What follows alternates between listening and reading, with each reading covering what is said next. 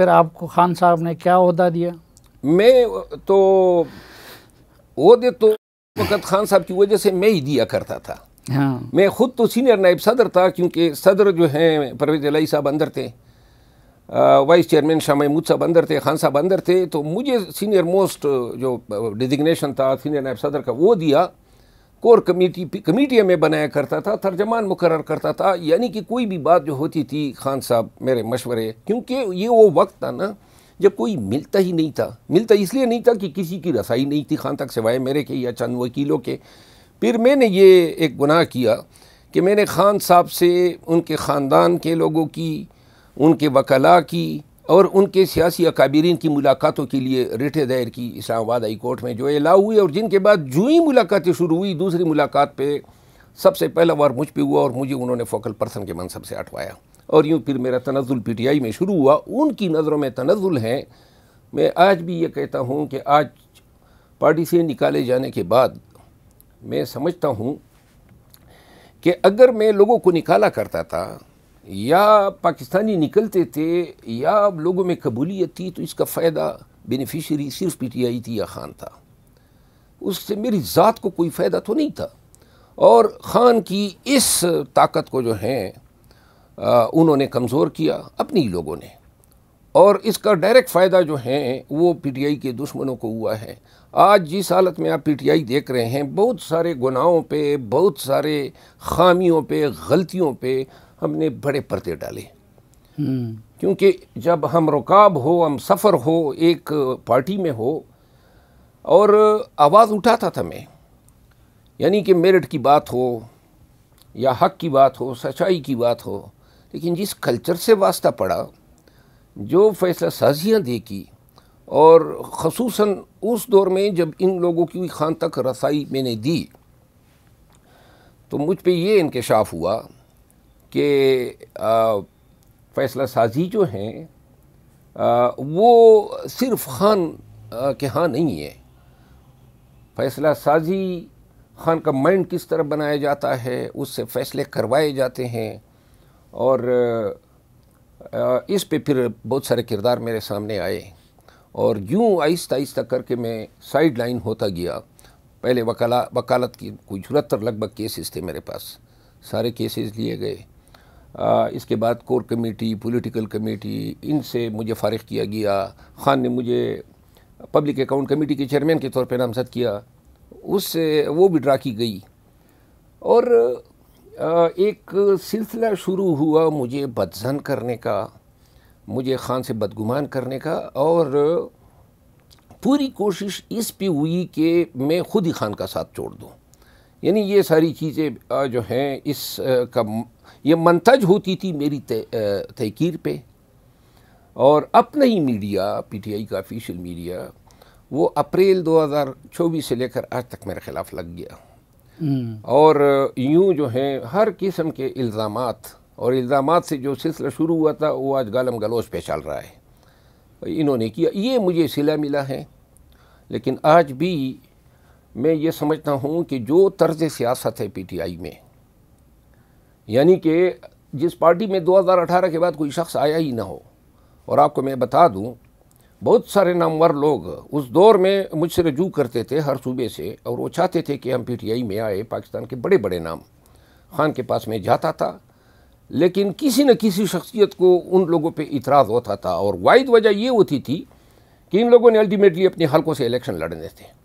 तो जो हलकों में होते थे, जो तंजीमें होती थी, या अमीन खान को भी इल्म है, रोज़ाना मैं उनसे फ़ोन पे जो है बात करता था कि फ़लाँ आ रहा है, फ़लाँ आ रहा है, और वो कहते हैं मैं ज़िलों का क्या करूँ, अज़ला की तंजीमें नहीं मान रही है, रीजन की।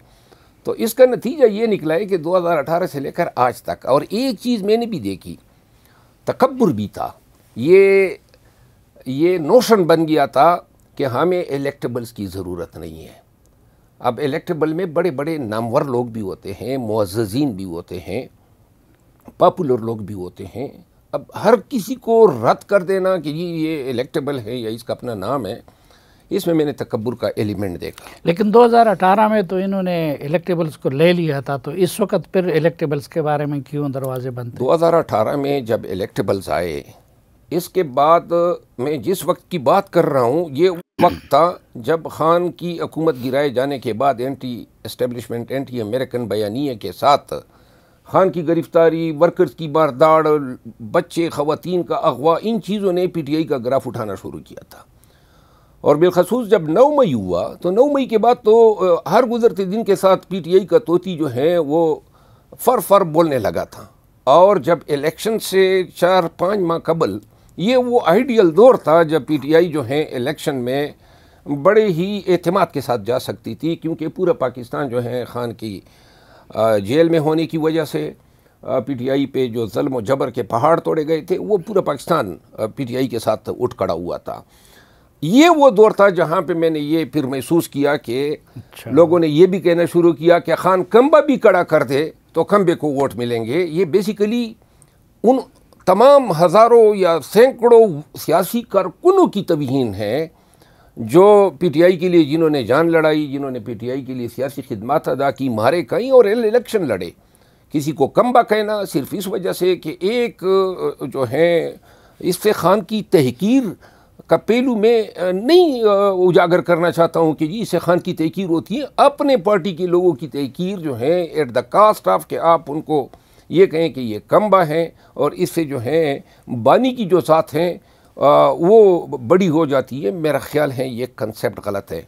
एक चीज़ मैं अर्ज़ करूँ, पीटीआई में इंटेलेक्चुअल डिस्कोर्स, मेरिट, फेयरनेस, ये इसका बड़ी फुकदान पाया जाता है। लोग जो हैं वो ज़्यादातर रिवायती हथकंडे इस्तेमाल करते हैं, वही कैंपेन करना, कॉन्स्पिरेसीज करना, साजिशें करना, ये चुगलखोरियाँ करना, ग़ैबतें करना। और इस तरीके से मैंने देखा है कि पाकिस्तान तहरीक इंसाफ में लोगों को ओहदे भी दिलाए जाते हैं। नहीं, ये तो सब पार्टियों में होता है। देखिए पीटीआई में चंद लोग ऐसे भी थे जिन्होंने 9 मई के बाद प्रेस कॉन्फ्रेंसेस किए, खान को कंडेम किया, पीटीआई को कंडेम किया। अब जिन लोगों की रसाई थी या जिन्होंने रसाई हासिल की वो पार्टी में वापस आ गए और उनको मनासिब भी दिए गए, चंद को टिकट्स भी दिए गए। मैं इसका चशमदीद गवाह हूँ। और बहुत सारे लोग जो हैं जो अभी तक नहीं वापस आए हैं उनके हवाले से कहा जाता है कि इस पर पॉलिसी डिसीजन होगी।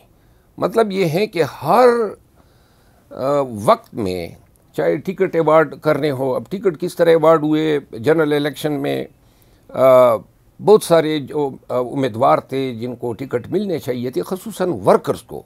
आप देखें ना हमारी नेशनल असम्बली में या प्रोविंशियल असम्बलीज़ में पाकिस्तानी या पाकिस्तान तहरीक इंसाफ के वर्कर्स तमाम उम्मीदवारों के ज़रा प्रोफाइल पढ़े, आपको 80% लोग वो मिलेंगे जो पहले पार्लियामेंटेरियन रहे हैं, पहले ही उनकी एक सियासत में एक जफादरी जैसी पोजीशन रही है।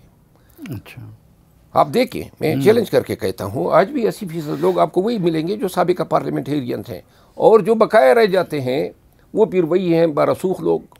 और आम वर्कर जो है ना, आम वर्कर वो हैं लेकिन बिल्कुल वो आटे में नमक के बराबर।